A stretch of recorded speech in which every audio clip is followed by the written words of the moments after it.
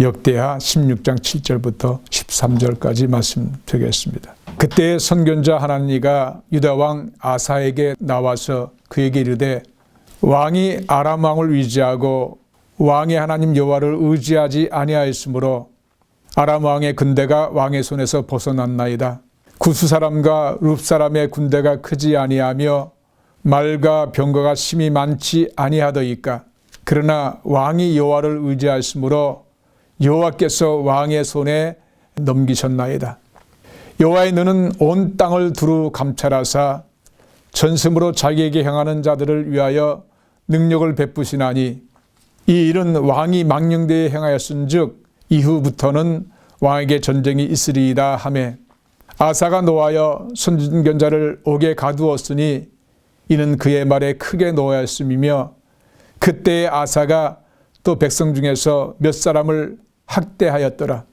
아사의 처음부터 끝까지의 행적은 유다와 이스라엘 열왕기에 기록되니라. 아사가 왕이 된 지 39년에 그의 발이 병들어 매우 위독했으나 병이 있을 때에 그가 여호와께 구하지 아니하고 의원들에게 구하였더라. 아사가 왕위에 있은 지 41년 후에 죽어 그의 조상들과 함께 누움에. 아멘. 저는 여러분과 함께 무엇이 이 왕을 이렇게 만들었나 라고 하는 제목으로 말씀을 나누도록 하겠습니다. 우리가 어렸을 때는 또 학교에서 주로 주장하는 것은, 가르치는 것은 위인전을 많이 읽게 합니다. 위인전을 읽음으로 인해서 어렸을 때 먼저 살았던 분들의 그런 삶을 배우고 그들의 성공담을 들음으로 인해서 또 그들의 실패를 들음으로 인해서 또 앞일을 준비하고 계획하는 데 큰 도움이기 때문에 가능하면 아이들에게 위인전을 읽히도록 그렇게 권면하고 또 그런 책들을 우리는 읽었습니다. 그렇습니다. 앞서간 사람들의 이야기를 읽는다는 것은 우리에게 큰 도움이 되는 것입니다. 근데 무엇보다도 성경은 위인전과는 좀 다른 면이 있습니다. 위인전은 어떤 사람들의 애씀과 노력, 인간적인 행위에 대한 것을 많이 이렇게 마음가짐에 대해서 이게 글을 쓰지만 성경에 말씀하고 있는 그런 사람들에 대한 이야기는 우리 인간이 상상할 수 없는 정도의 치부까지 다 기록하는, 그래서 성경 말씀은 진실이구나, 속임이 없구나 하는 것을 느끼게 함과 동시에 이 성경 말씀에 기록된 사건들이나 또는 사람들의 이야기를 통해서 우리는 왜 실패했는지, 왜 처음은 좋았지만 왜 끝은 나빴는지, 처음은 나빴지만 왜 끝은 좋았는지, 그런 진정한 실체적인 체험들을 우리가 봄으로 인해서 우리는 긴 인생길을 걸어가면서 큰 도움이 될 만한 그런 교훈들을 받게 됩니다. 실제적으로 이 성경에 기록된 내용들은 다 오늘 우리를 위한 내용들이에요. 광야의 예를 들면 광야에서 하나님께 받은 그 은혜를 잃어버리고 원망하고 또 탄식했던 이스라엘 백성들에게 임했던 그와 같은 하나님의 그 책망들이 고린도 전서 10장에는 이렇게 기록되어 있습니다. 이런 일은 우리의 본보기가 되어라고 6절에 말씀하고 있고 11절에 이렇게 결론적으로 얘기합니다. 그들에게 일어난 이런 일은 본보기가 되고 또한 말세를 만난 우리를 깨우치기 위하여 기록되었느니라. 이렇게 이 성경에 기록된 사건과 인물들에 대한 이야기는 그것은 그냥 피상적인 그냥 역사적인 이야기로 끝나는 것이 아니고 바로 하나님을 믿는 하나님의 자녀들에게 주시는 그런 본보기로서 모델로서 거울 역할로 주시는 것이고 동시에 그런 것을 통해서 우리의 신앙을 깨우치게 하기 위해서 이 성경 말씀이 기록되어 있다고 하는 것입니다. 오늘 이 아사 왕의 이야기는 우리에게 너무나 귀한 것들을 가르쳐주고 있어요. 아사 왕은 출발이 너무나 좋았습니다. 근데 끝이 안 좋았어요. 끝이 우리가 좀 심하게 말하면 좀 비참하게 끝난 꼴이에요. 하나님께 그렇게 열심을 다했던 사람이 막판에는 완전히 돌아서서 하나님을 전혀 의지하지 않는 그런 모습을 봅니다. 이 성경에는 여러분 역대하를 읽다 보면 참 비참한 이야기들이 많이 나와요. 왕들의 죽음이, 어느 왕은 신하들에게 배반을 당하고 죽임을 당하고, 저 전쟁에 나갔다 돌아오니까 또 침상에서 또 죽임을 당하고, 또 어떤 왕은 또 자기가 제사장에 지내야 될 그런 제사를 자기가 막 지내려고 함으로 인해서 문둥병이 들어서 비참하게 죽는 그런 이야기들을 봅니다. 처음은 좋았는데 나중에 안 좋은 이야기들을 보면서 마음이 너무 아픈 거예요. 혹시 나의 모습이 이렇게 되면 어떨까 하는 두려움이 드는 거예요. 그래서 여러분과 함께 오늘 이 말씀을 나누면서 오늘 이 와상의 왕의 행적을 통해서 우리에게 주시는 하나님께서 우리에게 깨우쳐 주고 싶어 하시고 이 본보기를 보여주심으로 인해서 어떻게 우리가 신앙생활 할 것인가를 가르치는 것을 보면서 깊이 한번 묵상하는 시간을 갖길 바랍니다. 역대하 14장, 오늘 읽지 않았지만 14장, 15장, 16장 이 3장은 아사왕에 대한 기록이에요. 이 대부분 많은 왕들에 대한 기록이 보통 한 장이나 반장 정도로 끝납니다. 물론 예외적으로 앞에 보면 1장부터 9장까지는 솔로몬에 대한 이야기예요. 너무나 하나님께서 하실 말씀이 많으셔서 9장까지를 솔로몬에게 할애하셨어요. 또 히스기야 왕은 29장부터 31장까지 4장을 할애하셨어요. 그 다음에 이 아사 왕이에요. 그만큼 이 와사 왕을 통해서 우리에게 주고 싶어 하시는 그런 기록들을 남기게 하셨다는 거예요.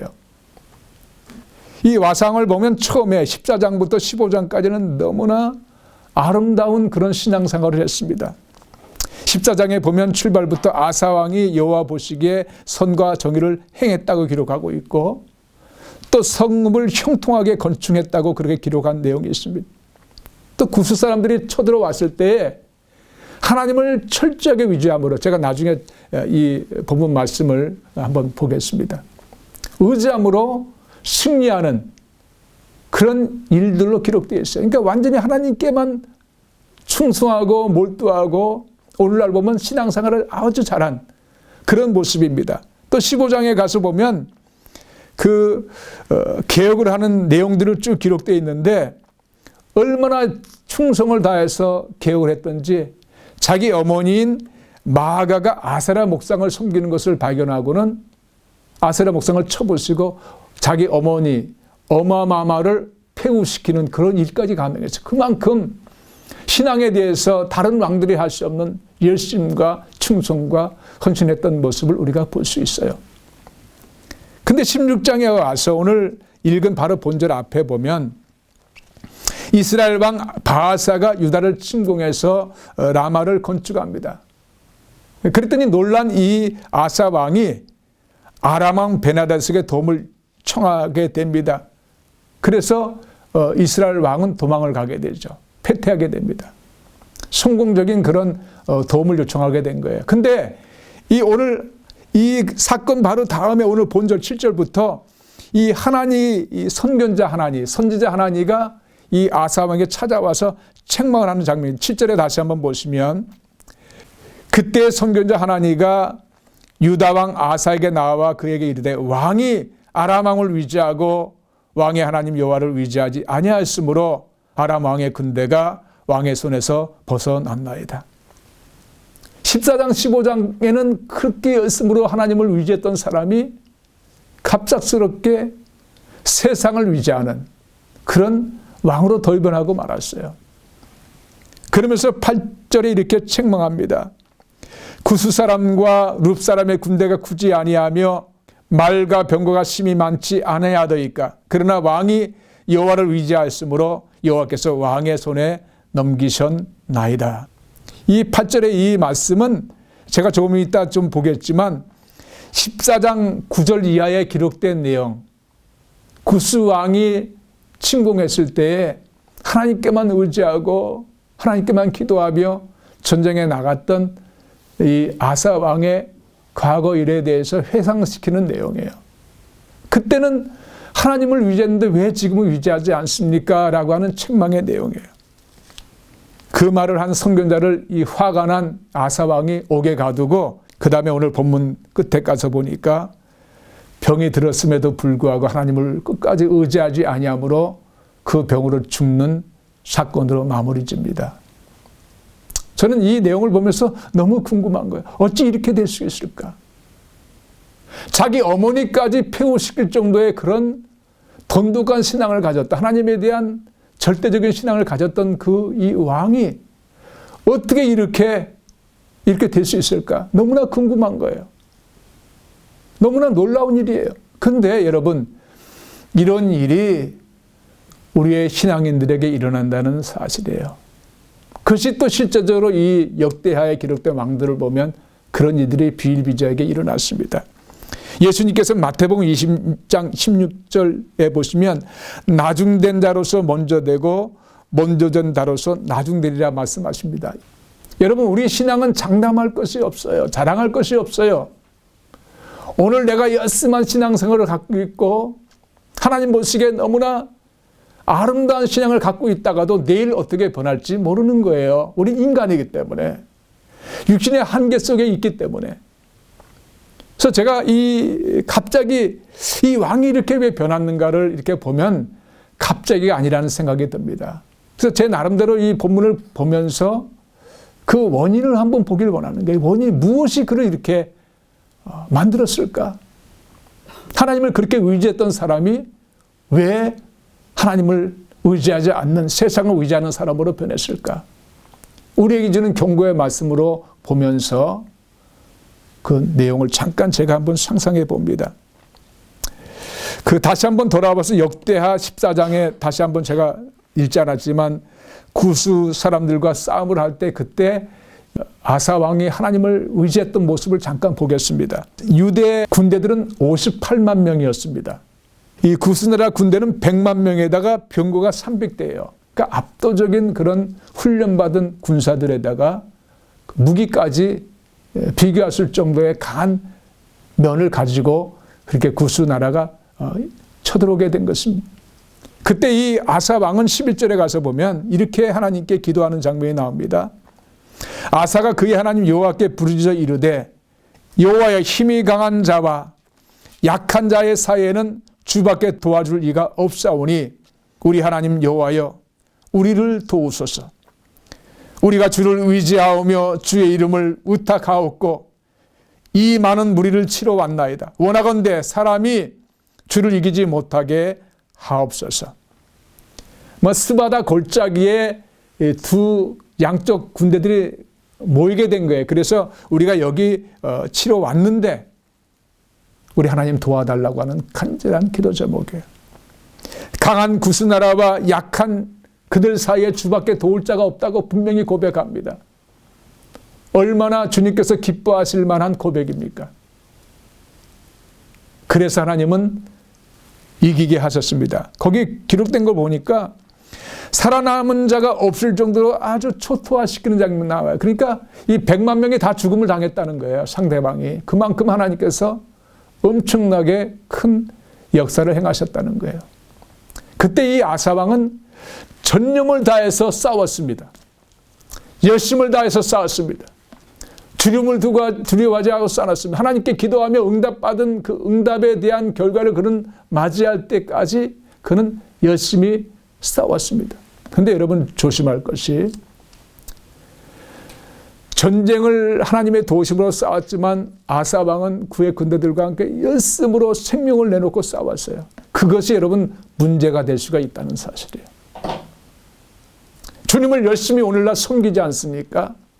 충성을 다해서, 희생을 다해서 하나님을 믿는 믿음 때문에 섬기지만 그것이 잘못하면 걸림돌이 될 수 있다는 사실이에요. 여러분 꼭 명심하셔야 됩니다. 제가 미국에 있는 인척 얘기를 하기 때문에 제가 잠깐 예하러 이름을 바뀔 수도 없고, 그래서 제가 친척이라고 이야기하면서 그냥 다른 용어들은 생략하면서 제가 잠깐 좀 비슷한 내용의 간증을 하겠습니다. 그분은 미국에 와서 참 홀렬단신으로 미국에 와서 사업을 일으켰고, 그리고 아주 갑부가 되었어요. 그리고 그렇게 되기까지는 참 그 아내와 함께 신앙생활을 열심히 하면서 일고 나갔고, 저도 미국에 왔을 때 그 가게에 나가서 일을 하면서 재정적인 도움을 받았어요. 그래서 이제 그 하나님이 은혜 주신 것이 너무나 감사해서 그분은 어떨 때는 그 소고기를 한 마리 잡아가지고 교회에 그냥 베풀기도 하고 그 자기 집에 큰 집 그 지하실에서 기도 예배 모임들이 있었는데 그 당시에 기도 모임이 굉장히 강했거든요. 막 사람들이 많이 아이들까지 와서 막 위에서는 아이들이 뛰어놀고 지하실에서 이제 기도 모임을 갖고 저는 거기서 이제 기타 치면서 그렇게 또 기도 모임을 인도하기도 했고 그런 일이 있는데 나중에 시간이 지나니까 너무 번거로운 거예요. 사람들이 너무 많이 오고 또 음식도 또 많이 대접해야 되고 하니까 매주 한 번씩 주중에 오는 일인데 또 그렇지 않으면 또 갈급한 사람들은 또 주중에 몇 번 또 오기도 하고 그런 일이 일어났는데 너무 번거로워지니까 그 모임을 못 갖게 하면서 그 아내를 핍박하기 시작하는 것입니다. 거려진 십자가를 내던져버리고 그렇게 하는 거예요. 그랬을 때 그 아내가 하나님께서 이렇게 축복해 주셔서 우리가 이런 일을 하는데 이렇게 하면 되겠냐 그랬더니 그분이 하는 말이 갑자기 이런 말을 하는 거예요. 나는 이 이민 와서 내가 99% 노력했고 1% 하나님께서 축복해 주셨다고 하는 거예요. 저는 그런 말을 들으면서 너무너무 가슴이 아프고 충격을 받았습니다. 물론 그때 내동적인 십자가를 그러니까 우리 교회 지금 여러분들 새벽기도 드릴 때 아마 그 찍혀진 사진에 나와 있을 것입니다. 제가 그 다음은 말씀드리고 싶지 않아요. 우리가 하나님의 도우심으로 산다고 하는 사실을 우리가 믿음으로 인정합니다. 근데 우리도 열심히 뛰잖아요. 열심히 뛰다 보면 하나님은 언제가 없이 사라지고 이루어진 일들에 대해서 내가 한 것처럼 착각한다는 사실에 그것이 그분에게만 일어난 것이 아니고 우리 모두에게 일어난다는 사실에 그래서 시험이 들잖아요. 분이 나잖아요. 하나님께 기도했는데 응답이 없는 것 같으니까 하나님께 화를 내잖아요. 그것은 뭐예요? 내가 했다는 것을 드러나는 것밖에 안 되는 것이죠. 15장에 가서 보면 다시 한번 보면 5세대 아들 아사랴가 하나님의 영에 감동돼서 아사 왕과 그 신하들에게 개혁에 대한 이야기했을 때 이 아사 왕이 감동을 받고 개혁을 하면서 조금 전에 말씀드렸듯이 그 어머니 마아가 섬겼던 아사랴 목상을 쳐부시고 어머니를 폐후시키는 그런 일까지 감행할 정도의 그런 일을 했습니다. 열심히 했습니다. 이 열심이, 이 희생이 때로는 걸림돌이 될 수 있다는 것이에요. 그리고 36년째, 자기가 왕이 됐는데 36년째 이제 이스라엘의 침공을 받을 때 조금 전에 나눈 말씀입니다. 아람 나라의 도움을 요청하며 결국 성공을 거둡니다. 성공을 거두면서 그는 세상을 의지하는 맛을 보게 된 거예요. 자기의 계획이, 자기의 술수가 이루어진 것을 보면서 하나님에 대한 의지함이 사라지게 된 거예요. 그 안에 무엇이 생긴 거예요? 교만이 생긴 거예요. 여러분 성경에 보면 한 150번 이상 교만에 대한 기록이 있습니다. 아담과 하와도 교만으로 인해서 하나님을 말씀을 오만 방자함으로 무시함으로 인해서 생긴 교만에서 생긴 죄악이에요. 사탄도 교만으로 인해서 루시퍼가 사탄이 되지 않았습니까? 오늘 우리의 신앙을 걸림돌로 만드는 것, 상처받는 것, 분내게 만드는 것, 사람과의 관계를 망치는 것, 하나님께 기도하다가 기도 응답 없는 것 같이 느껴지고 포기하는 것 다 어디서 나옵니까? 결국은 교만에서 나오는 거예요.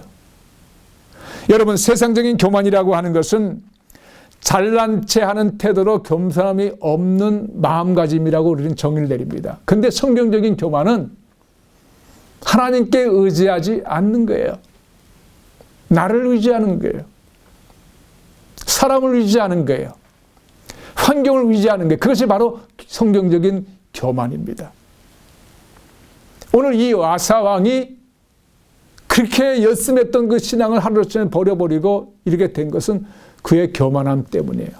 하나님 도움 없어도 나는 놀라운 일을 행했다라고 하는 데서 나온 교만이에요. 이것은 그가 인지하지 못했던 교만일 것입니다. 우리도 인지하지 못하는 경우가 너무나 많아요. 근데 깊이 들여다보면 하나님을 의지하지 않는 것, 나의 힘으로 열심히 살려고 하는 그 자체가 이미 교만의 자리에 들어섰다는 사실을 우리는 분명히 알아야 됩니다. 디모데전서 3장 2절에는 이렇게 말합니다. 마지막 때에 사람들이 자기를 사랑하며 돈을 사랑하며 자랑하며 교만하며, 이 말씀은 결국 조금 전에 말씀드린 것처럼 세상을 사랑하되 하나님을 사랑하지 않는다는 거예요. 말로는 하나님 사랑합니다. 그래서 예배 나와 이렇게 예배 드리지 않습니까? 저 하나님 사랑하는 거 알지 않습니까? 하면서 그 깊은 곳에는 여전히 세상을 저울질하고 계산하고 따지고 사랑하는 가면을 쓴 모습을 우리는 갖고 있지 않습니까? 숨겨진 교만을 우리는 내려놓고 겸손한 자리에 나와야 된다는 사실이에요. 잠언서 16장 18절은 이렇게 교만에 대해서 말합니다. 교만은 패망의 선봉이요 거만한 마음은 넘어짐의 앞잠이라. 교만한 사람은요 반드시 패망하게 되어 있어요. 오늘 이 아사 왕이 이렇게 발병에 들었는데도 불구하고 끝까지 하나님을 의지하지 않고 의원을 구했다라고 하는 내용으로 끝이 나는데, 그래서 그 병으로는 죽습니다. 하나님께서 고쳐주지 않았어요. 여러분, 이 교만이라고 하는 것은 너무너무 무서운 거예요. 선견자의 말도 듣지 않습니다. 이 선지자라 하는 것은 정말로 두려워할 대상이거든요. 하나님의 말씀을 전하는 자인데 얼마나 교만했던지 이 선견자를 무시하고 이 하나님을 감옥에 갇혀버려요. 그리고 다른 충고했던 몇 사람을 또, 거기 충고했다는 얘기는 없지만 백성 중에 몇 사람을 죽였다는 얘기를 보니까 왕에게 충고했던 사람들이에요. 그 사람을 죽였어요. 여러분, 교만은 자기 말을 인정해 주지 않으면 분을 냅니다. 원수같이 대합니다. 그것이 특징이에요. 교만한 사람의 특징은 뭔가요? 다른 사람의 이야기를 듣지 않아요. 다른 사람을 무시해버려요.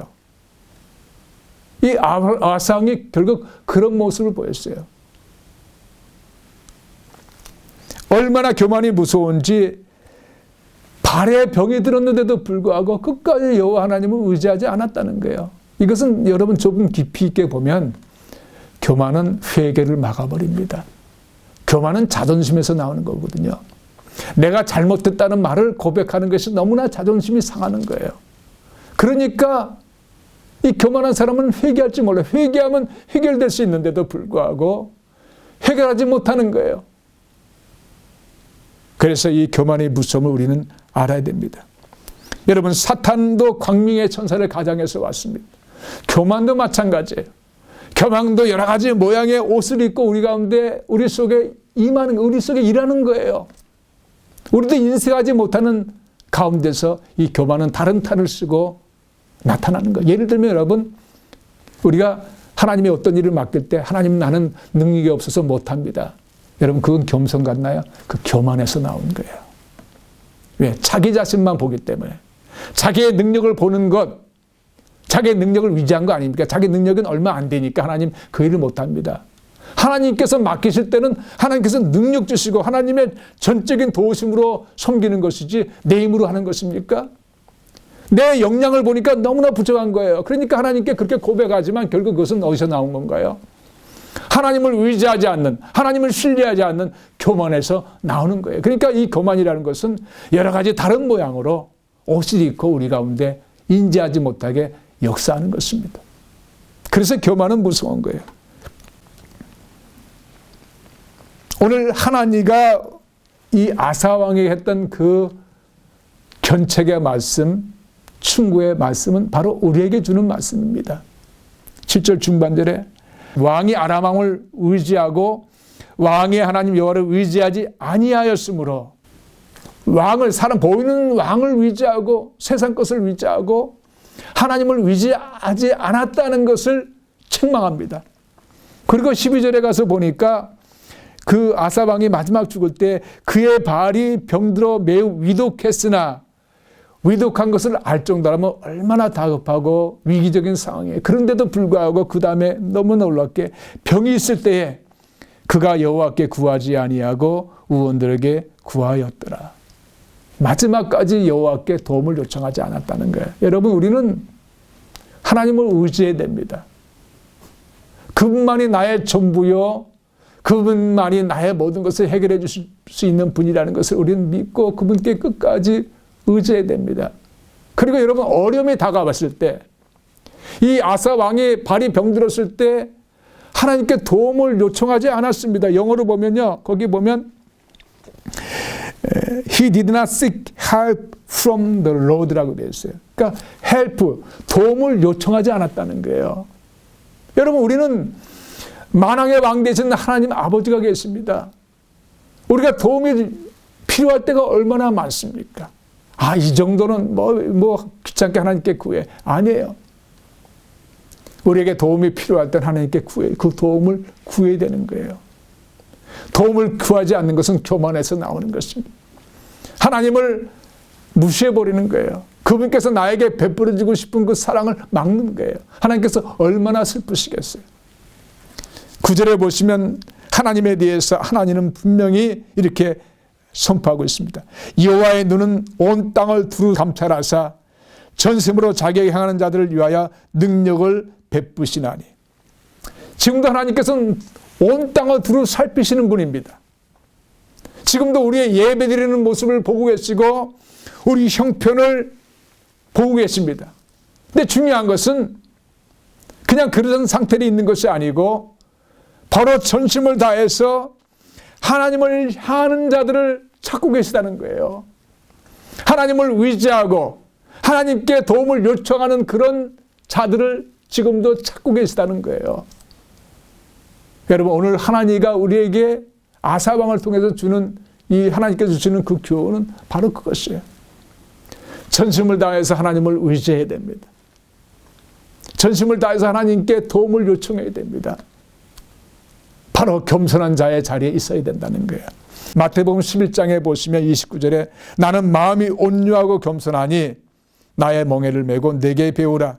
그리하면 너의 마음이 쉼을 얻으리니. 여기서 쉼이라고 하는 것은요, 구약의 레스트, 안식이라고 하는 것은 승리자에게 주시는 그런 상급이에요.